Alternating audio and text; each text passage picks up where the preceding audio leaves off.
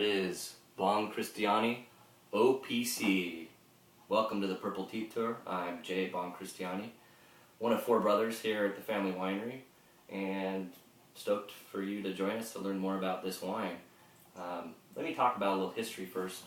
So we grew up in Napa, the 3 other brothers and I, so the 4 of us, and we grew up in the vineyard with our dad, and in the garage winery. It was just always an accelerated hobby, never commercial, and fell in love with the craft of winemaking, especially as we got a little bit older. But when we came back to Napa after college and started our own individual careers here in the Napa Valley, we decided collectively to start our own label as well and take it to the next level. So in 1999 we established our family winery, and we bonded it and started our label. In that first year we had a Cabernet Sauvignon and we had a red proprietary blend.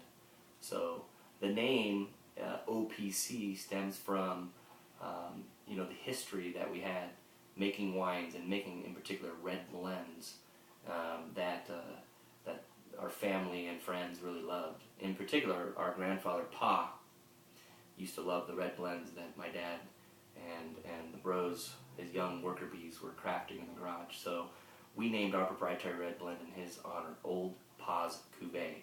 That's where OPC comes from. And what really makes this wine unique is the blend composition and the sourcing. So we're sourcing this from about 30 different vineyard blocks in Napa Valley. As far north as Calistoga, as far south as Carneros and Hyde Vineyard in particular. And then down along the valley we can talk about Howell Mountain sourcing, we can talk about Oakville, we can talk about Atlas Peak or Oakville Heights up at Stagecoach Vineyard. We have our own vineyard in Yountville, and a couple other blocks in Yountville that are awesome.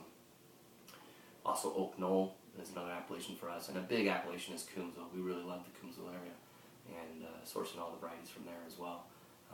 So the wine itself,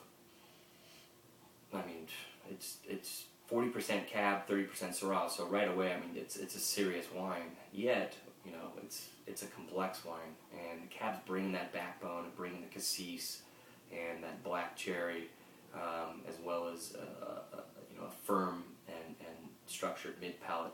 The Syrah, it's kind of our X Factor blender. It's bringing in that mocha spice and the maple tones and the floral and the violet, and on the palate it's just kind of the sexy, fleshy richness that kind of softens out that Cab. Merlot, of course, is bringing some further cherry notes and some red fruit, but also a softening effect on the overall blend, which is quite nice. And the Malbec is one of our favorite blenders. We're making some individual killer Malbecs from some hillside blocks, but we tend to favor them in our blends as well, and that's bringing a lot of boysenberry and blueberry, and also some violet tones, as well as an incredible mid-palate feel.